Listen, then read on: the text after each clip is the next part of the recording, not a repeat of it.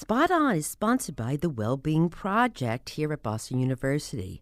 This project is a new campus-wide initiative to support students' health and wellness during their time at the university. Log on to bu.edu to learn more about the Wellbeing Project.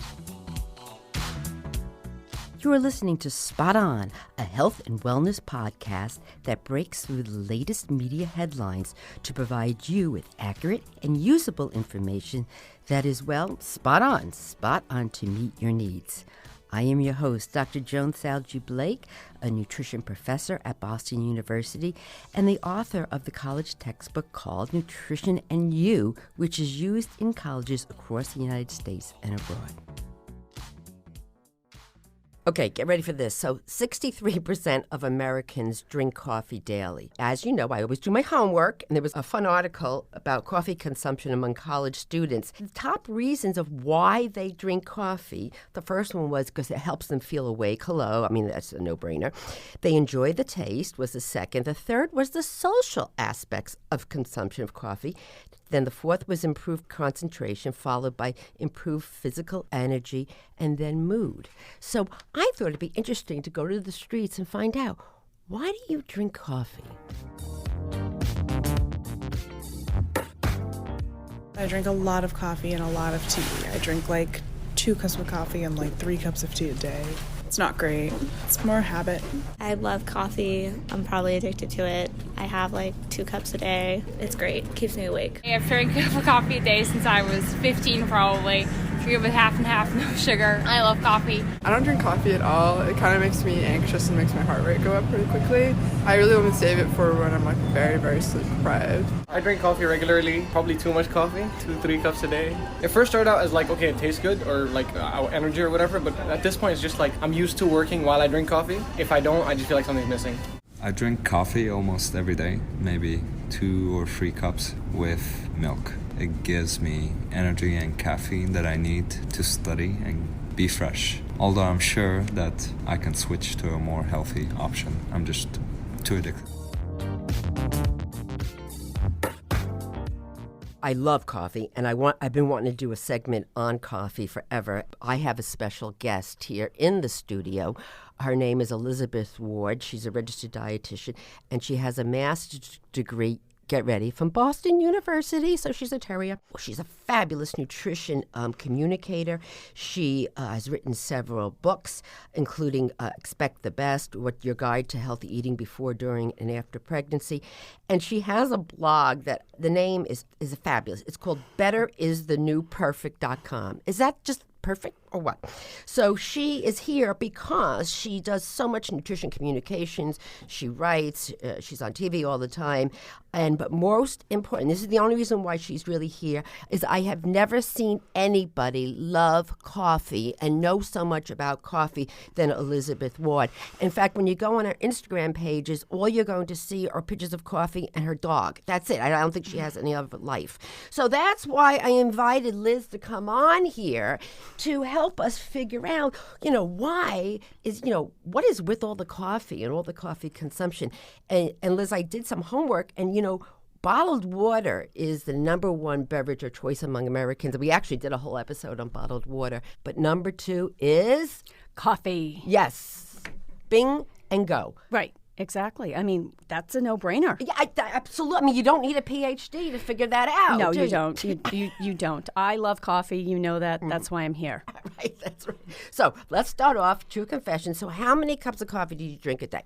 Well, I think you're going to be surprised. Oh, what? Because I only drink 1. Oh, yeah, but how big is it, honey? It's huge. She knows me. Yeah, but it's like a mug, like a bowl. It looks like a soup bowl. It's huge. Yeah. And it's the size. It's so big. The mug is so big that you couldn't fit it into any cup holder in a car. All right, this is the question. Can you put it in the microwave? Is it too big for the microwave? Well, I do manage to get it in the microwave, but it takes 2 hands. Right, yeah. So, yeah, I use the coffee because I love it, but I use it as a vehicle for milk, too. Yes. So I put about 4 ounces of milk in there, so I probably drink 12 to 16 ounces of coffee a day. Right. But man, I enjoy that cup like nobody's business. Yes. When I was in private practice 100 years ago, and, my clients, I'd want them to get more milk in the diet because of the calcium and vitamin D, you and I know that. And so they say, I don't want to drink milk. I said, do you like coffee? And I said, go get a latte. Because when you get a latte, order a latte, that is a lot of milk. And that's a great way to get milk and vitamin D and calcium in your diet. I think a latte has the equivalent of a cup of milk. Yes, it is. In it? It's actually more milk than coffee. Okay. Yeah. So you get a glass of milk in your coffee, and everyone's happy. Right. That's exactly right. So Right. your bones are happy, your vitamins are happy. I also read that 60% of coffee drinkers drink gourmet coffee. Now, what's your favorite? I can say brand names. You can say brand name. Go ahead. Okay. Starbucks. Starbucks. Okay. I'm a Starbucks fan. Whatever. And what is there like a special flavor or just no? Pike Place. Okay. Pike Place. Okay. Yeah. Or Breakfast Blend. Breakfast Blend. Okay. Breakfast and Pike Place. Okay. I'm going to have to try those. I, on the other hand, have a sweet tooth, so I'm like hazelnut, French vanilla, and I found one new. Ready? Mexican chocolate. Oh, now that's something I might go for. Okay, But yeah. I don't drink flavored coffees, generally speaking, but that's a flavor I'd try. Yes, it's superb. It's absolutely excellent. So, Miss Coffee, Java, Miss Java, USA, what are some of the health benefits of drinking coffee? Because finally we have something that has ridiculous amount of health benefits. So help us out with this. There are so many health benefits of coffee, including decaf coffee. So that's really important, I think, to point out that a lot of the research that I'm about to mention includes decaf coffee. So a lot of these studies are observational and they're large. And of course, we're never going to say that drinking coffee replaces healthy habits, right? Right, Other absolutely. yeah, Right, okay. right. So anyway, with that preface, Right. I mean, I'll have to say that, we drink so much coffee, we Americans, that it's the leading source of antioxidants in our diet. Okay, no way. Real, because when you think of antioxidants, you think of fruits and vegetables. When were you going to tell me that? Well, I wanted to spring it on you, and I like to save some surprises. I mean, we've known each other a long time, so, wow. But you know something Yeah. that makes a lot of sense. It does. Well, it's a plant. Right. Oh, yeah, you're right. It's a bean, coffee bean. Hello. So it's a plant, and we drink so much of it that, it's a huge contributor. Wow. Yeah. So with that said, the thing about antioxidants, for anybody who doesn't know, they're a class of substances that protect our cells against damage, everyday damage that could lead to chronic diseases. Coffee also has some B vitamins, some magnesium, and some potassium. Two minerals, the magnesium and the potassium, that we don't get enough of. Right. So I don't know the stats about how much potassium Right. coffee contributes, but I hope it's enough. Yeah, but if you put milk in it, Yes. you're going to add potassium. You get That's even right. more. Right, that's right. There we go. So a There we go. latte is probably through the roof. Right. But anyway, so what are the exact, diseases that we're talking about? Well, coffee drinking over a long period of time is associated with a lower risk of cancer. Some long-term studies have shown that regular coffee drinkers have a lower risk for type 2 diabetes. Okay, that's interesting. Yes, very. And coffee may help prevent heart disease and possibly Parkinson's disease. So now we're looking at some neurological That's research. really It is. interesting. That was the studies that I saw. It was a lot of coffee. Right. Maybe like 6 cups a day Yeah, for right. Parkinson's disease. But hey, Yeah, that's it. If they can find out if they can do the research to find out what the heck it is in the coffee that's potentially contributing, that would be great. Well, coffee has 1,000 different compounds in it. No, Yes. you're kidding me. No. It's very, very complex. So is it the caffeine that's having the effect? Is it one of those antioxidants? Is it some other compound? Or it's something hard to all tease working it out. together? Usually working together that's the way food works, right? It's right. the whole matrix. It's Right. everything, and that's why a healthy diet works. Right. So the good news I love about coffee, because the latest dietary guidelines came out and they said that moderate amounts of coffee are fine. And people want to hear fine, but is it the moderate amounts of coffee or moderate amounts of caffeine? What is it? I think that what they were getting at was limiting caffeine. Okay. I think they were talking about caffeine because, as you know, caffeine is found in a wide array of products, and I think they were maybe, trying to figure out what should we give people as a limit. Right. So they said, 400 milligrams of caffeine a day is right for a lot of people, is about right. Now, everyone's different. Yes. So that may bother you. Right. 400. That's right. But, I wanted to also talk about you, and you alluded to this, the mental health effects of drinking coffee. Well, definitely boosts my mood every day. And that needs to be boosted on a lot of days, I might say. It does. It also increases your alertness and your attention span, and it could reduce anxiety and improve your mood. And you mentioned some of that in that study, or that survey that you talked about. Liz, I don't understand that. You got to help me out. Okay, I understand it could, energy levels and concentration, but how could it reduce anxiety? Because I think of caffeine as a stimulant. Like I think you're making jittery. So can you explain? Well, I can't explain it. I can, from a scientific standpoint, but I can tell you from a personal standpoint. Okay. When I have my coffee, I feel like I can do so much more, so my anxiety level goes down. Oh. That's one thing. I feel like I'm set for the day. I've got that caffeine in my brain. I've got all those other wonderful things going on in the coffee. I don't even know what it is. It's like magic. And but to your point, some people are very sensitive to caffeine, and if they already have anxiety and depression, it can make it worse. Okay. You've got to know your own body. Right. And I've had people say to me, I can't drink coffee. It makes my anxiety worse. It makes me too jittery. Right. That's interesting what you said, that you have your cup of coffee and I can work. I wonder if it's because you had your coffee and now you can concentrate, and therefore you're very efficient about getting whatever you're working on that day, and this way it calms you down. It does. In other words, it's 12 noon, and look, I got it mostly done already. So now it's like, let's relax because that project is almost sealed. Right. That's very, very interesting. I never actually thought about that. So when you say that 400 milligrams of caffeine for the average Joe and Josephine on the street is okay, what can you translate that into cups of coffee? Like how many cups of coffee is that? Well, that's hard because caffeine levels are different in different types of coffee. So you'd actually have to go on to, let's say, a website of your favorite, coffee purveyors. So Dunkin' Donuts or Starbucks, and find out. And I've done that, when I've done research about coffee for my books, and I found out that a Starbucks 16 ounce has 330 milligrams. No kidding. Wow. Now, 16 ounces isn't that big. No, 16 ounces is not that big. Right. And I just want to tell you, we're going to put up a picture of Liz and myself with a stack of Dunkin' Donuts cups in front of us. We have enough to basically enough caffeine in here for the entire body of listeners at Spot On. But I want to tell you, Liz, I'm pointing to this, and we'll put this up on the Spot On Facebook page. That's 16 ounces right there. And that's a small. That's a small at Dunkin' Donuts. So if a 16 ounce has 300 and something, you're almost at that upper level. You are. And again, it's very, personal, your tolerance for caffeine. Now, habitual users, as we call them, of caffeine, could probably take a little bit more and not be fazed by it. Some people might consume more caffeine and have trouble sleeping at night, which is another thing that we haven't mentioned yet. I mean, if it interferes with your ability to sleep, concentrate, get through the day, it's too much caffeine. But the coffee itself, I mean, if it was decaf, that would be fine. Right.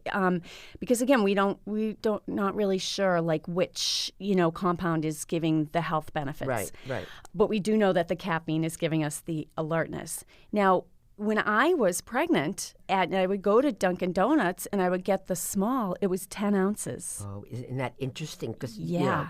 your baby is now 30. How old is your baby? 25. Okay, right. Yeah. Yeah. So this was many years ago. Many, many years ago, but I would get half decaf and half regular. So he's getting about 5 ounces of coffee. But that brings me to the point that, pregnant women have a different level. Yes. Limit.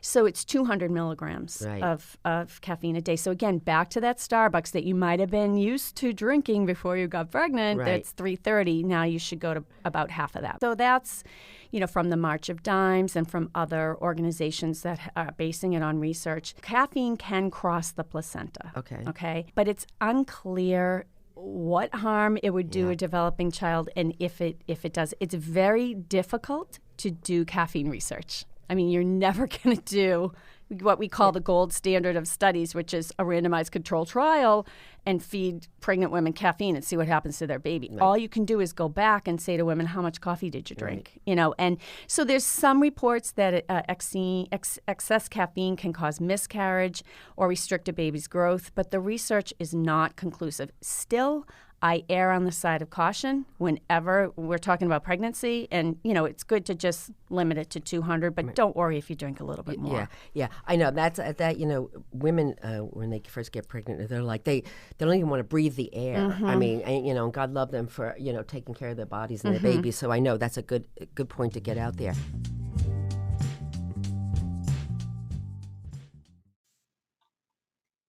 Are you having trouble sleeping, focusing, or relaxing? If the answer is yes, then the TM Softs White Noise Sleep Sounds podcast has got you covered. This hour-long podcast is made to help you get rid of distractions, reduce stress, relax, and most importantly, get better sleep. You can listen to sounds of nature, white noise, relaxing music, and much, much more. You can check out the TM Softs White Noise Sleep Sounds podcast on Spotify or wherever you listen to your favorite podcast. You had mentioned that it could cause too much jitters, but it can actually increase physical activity, physical performance, can it? Yes, it can. And again, this is going to be temporary. Yes. I always have a cup of tea before I run. Well, that's the caffeine. Right. And I do that before I exercise. I could never get through my workout without the caffeine. It gives me that little extra push. And it does in athletes, and a lot of athletes will use big doses of it. But again, I'm not an expert in that, but it does enhance performance. But again, you don't want to go overboard. It's not going to make you a better athlete. Right. That's exactly. You're not going to turn into Tom Brady by having a Dunkin' Donuts extra large. I don't think he drinks coffee. Yeah, I know. But that's a whole nother episode on him and his diet, which we love him. Okay, but I think we did an episode on what to eat before, during, and after you work out, and I think our sports nutritionist said that the NCAA will test, and if they have too much caffeine, they can be bounced. Yeah, caffeine's a drug. Yeah, it is. And, we were talking about it, and sometimes people joke about it. And frankly, I'm a little bit addicted to it. I mean, it would take me a long time to get off of the even the little bit of coffee that I drink. I mean, it's not a massive amount of coffee, but that would take probably weeks. But it's okay. But it's still a drug. Right. It's interesting you said that, because I very stupidly did something many years back.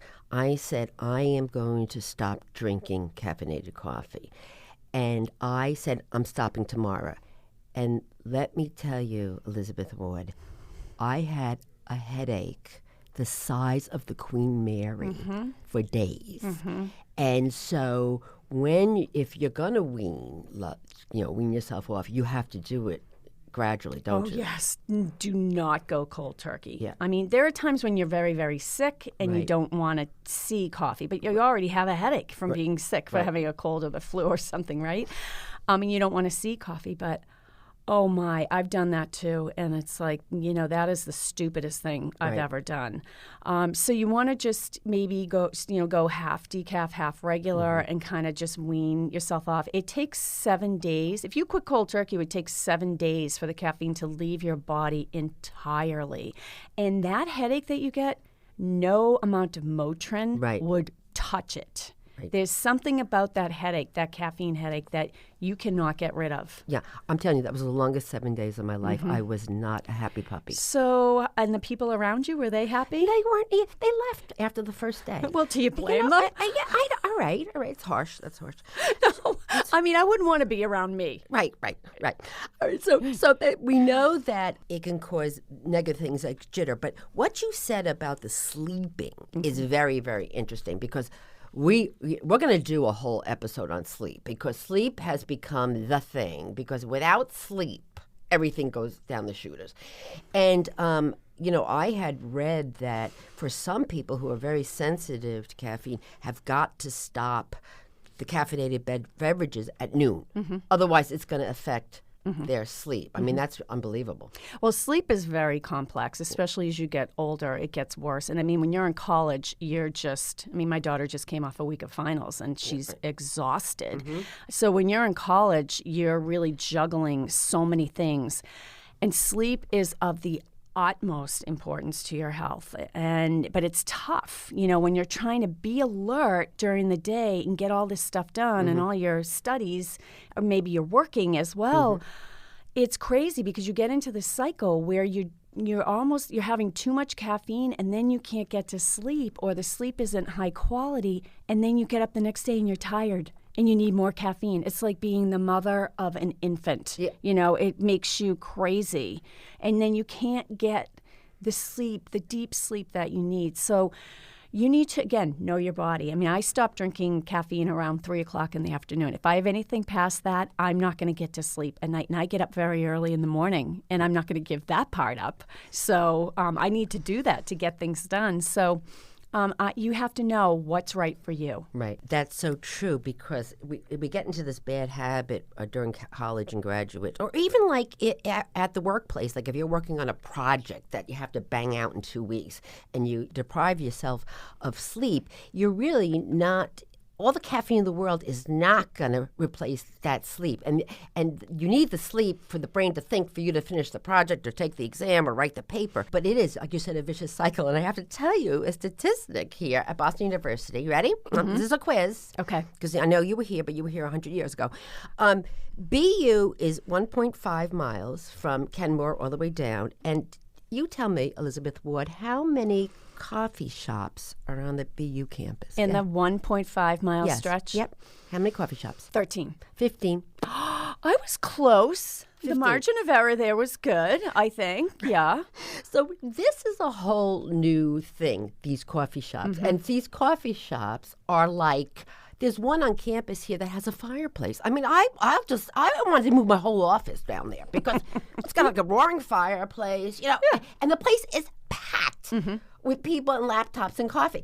And so tell me about this. This is an interesting statistic, because I had read that a third of coffee drinkers pick out their coffee at coffee shops. Like, they're not brewing it so much at home. I mean, this whole shop thing. So tell me about that. So are they staying and drinking their coffee in the coffee shops? Because I do see that a lot. I see they're in their pajamas. Yeah. So they are staying very long. Well, I think that, okay, I'm going to get philosophical here, because I don't, know that there's a right answer to this question. But I think that in our kind of crazy technological world, still ordering a cup of coffee and sitting with people. Maybe you're with one person, maybe you're with a crowd, maybe even you're by yourself on your laptop. You're still with people. And there's something about coffee or even a hot cup of tea and sitting with people that's really, really important. Right. And I think that's why people like it.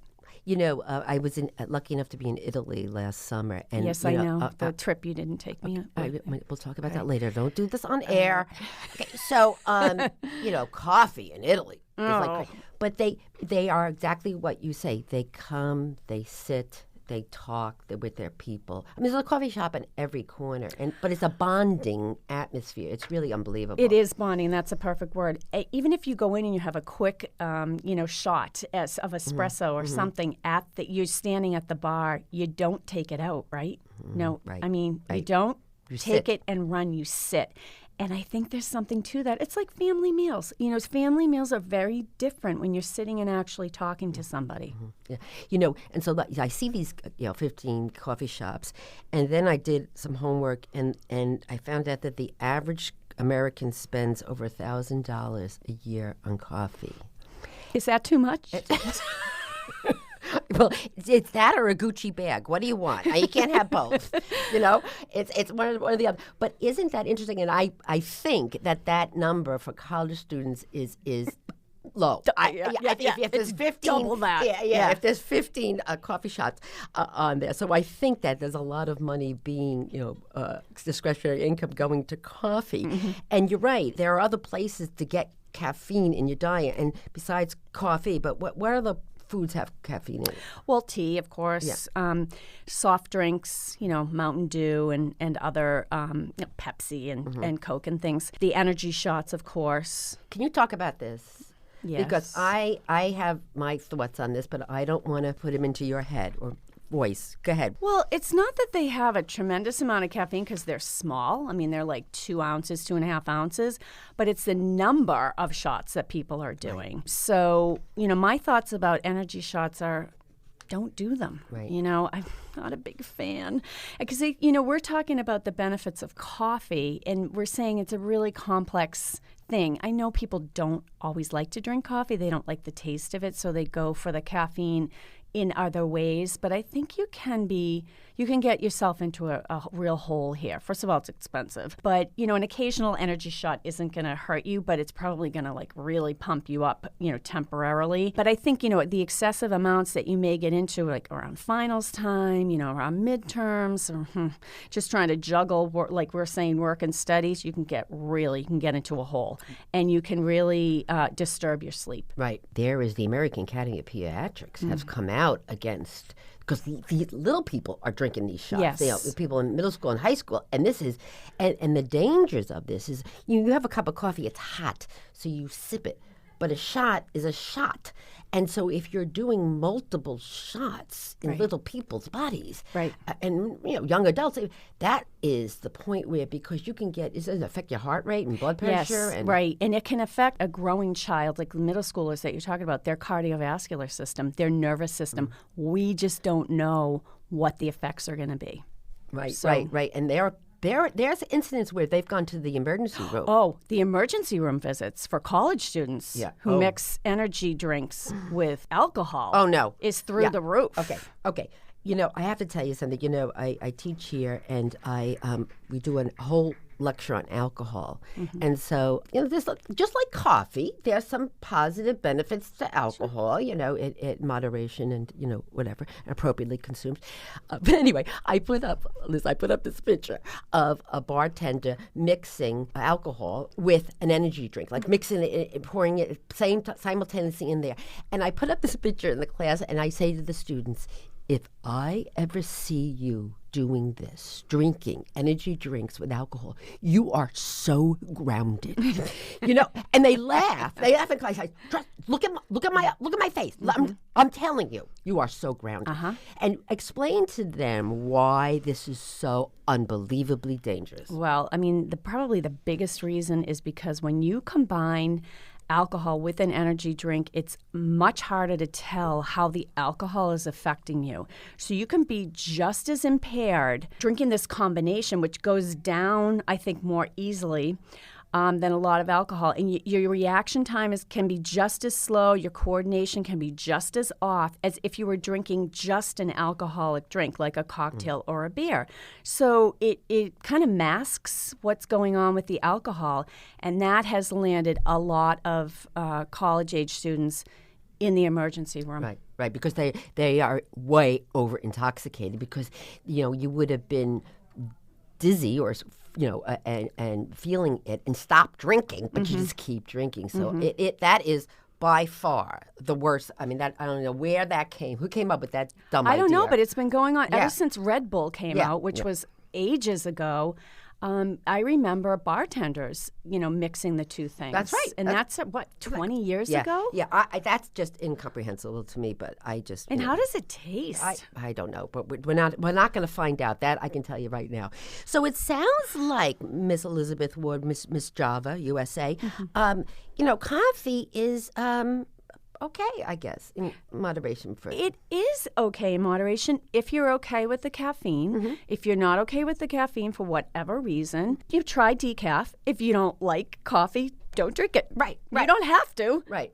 But, now I realize, 1,000 compounds in it, all these wonderful things, and moderation can help, with your health. And as we started saying, that could be a way to get milk in your diet. Well, we do have to watch out for, I would imagine, because you and I are just drinking coffee right now with milk in it, but you could go to these coffee shops and you can get these cafe mucka and, tell us about the calories in that. Well, I mean, a lot of coffee drinks. I mean, you can still get a latte with, made with skim milk and put a little bit of sugar in it. I do put sugar in my coffee, but these drinks, and especially because of their size and the whipped cream and the made with the full fat milk and all the sugar and the shots, you could be talking 400 or 500 calories easily, especially around the holidays when they have the special drinks. It's just crazy.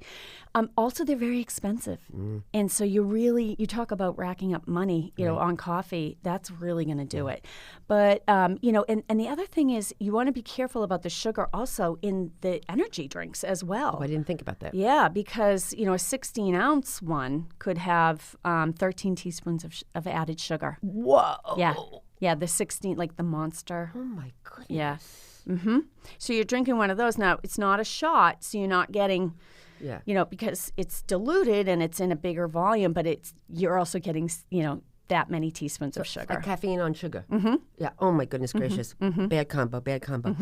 All right, Miss Elizabeth Wood, I want to thank you for coming into the Spot On studio today and drinking all this coffee with me. And that's why we're a little bit perkier than normal when we give this episode. Usually it's the end of the day and we're kind of dragging, but we are very perky right now. Very perky. Very perky. I'm going to thank you again, Elizabeth Wood, for being on Spot On. Thank you for having me. Spot On is sponsored by the Wellbeing Project here at Boston University.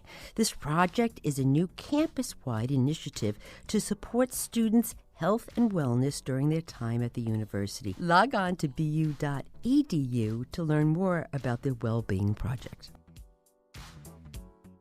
Spot On is supported by the Boston University Sargent College's Master of Science degree in Nutrition program. Log on to bu.edu to learn more about this fabulous nutrition graduate program. Thank you for listening to Spot On. Please subscribe to Spot On your favorite podcast app for new episodes every week. Follow me on Instagram and Twitter at Joan Salge Blake. And also like our Spot On Facebook page and suggest topics for future episodes. And oh, by the way, could you ask 5 of your friends or family members to download Spot On and subscribe to it? Do I ask a lot from you?